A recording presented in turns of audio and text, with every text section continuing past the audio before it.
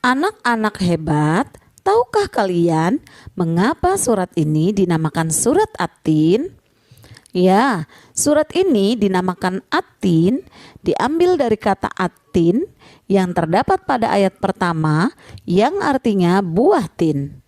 Surat At-Tin adalah surat ke-95 dalam Al-Quran yang berjumlah 8 ayat dan termasuk golongan surat yang turun di Mekah atau disebut juga dengan surat Makkiyah. Nah anak-anak, sekarang mari kita bahas isi kandungan surat At-Tin. Ayat pertama, tin adalah buah yang enak dan lembut serta cepat dicerna. Ia menjadi obat yang banyak manfaatnya, memperhalus fisik, mengencerkan dahak, membersihkan ginjal, menghancurkan batu pada saluran air seni, menggemukkan badan dan dapat melonggarkan hati dan limpa.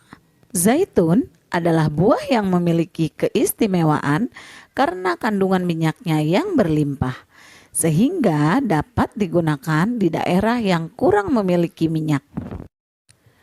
Yang dimaksud kota yang aman dalam ayat ketiga adalah kota Mekah. Kota ini disebut dengan kota yang aman karena siapapun yang memasukinya terjaga keamanan dan keselamatannya. Kota Mekah juga disebut sebagai Ummul Qura dan tanah yang aman. Kota ini banyak menyimpan sejarah sejak zaman Nabi Ibrahim alaihi salam. Ayat keempat menjelaskan bahwa Allah Subhanahu wa Ta'ala menjadikan manusia dalam sebaik-baik bentuk. Proses kejadian manusia tidak sama dengan kejadian makhluk-makhluk lain. Manusia memiliki akal, jasmani, rohani, dan nafsu. Anggota tubuh manusia serasi dan seimbang sehingga tampak indah, cantik, dan memudahkan untuk melakukan kegiatan. Sedangkan hewan hanya memiliki jasmani dan nafsu saja. Manusia harus mampu menjaga keseimbangan yang dimilikinya agar supaya menjadi mulia. Apabila manusia mengutamakan nafsunya, maka ia turun derajatnya seperti hewan. Dalam ayat kelima, Allah Subhanahu wa Ta'ala mengingatkan manusia, sekalipun mereka sempurna, tetapi dapat turun derajatnya menjadi hina karena pengetahuan, sikap, dan perilakunya apabila telah keluar dari aturan yang telah ditetapkan oleh Allah Subhanahu wa Ta'ala melalui Rasul-Nya. Dalam ayat ke-6 dijelaskan bahwa orang-orang yang tidak pernah hina adalah mereka yang beriman dan melaksanakan amal soleh. Orang yang demikian itu akan selamat dari kehinaan dunia dan akhirat. Di antara contoh orang yang beriman dan beramal soleh adalah gemar beribadah kepada Allah Subhanahu wa Ta'ala, gemar bersedekah, dan ikhlas dalam menolong orang lain.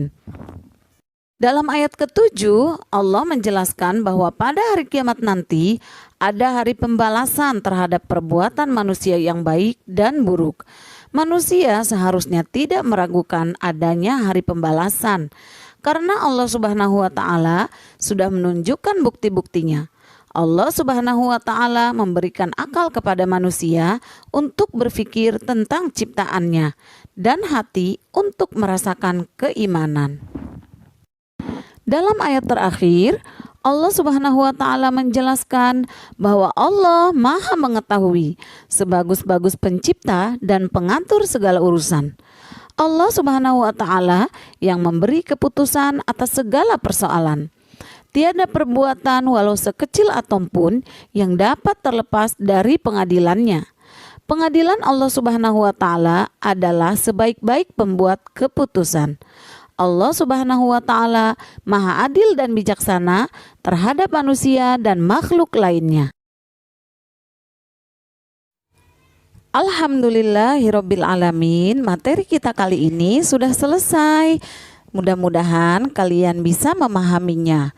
Sampai jumpa pada video pembelajaran selanjutnya. Waalaikumsalam warahmatullahi wabarakatuh.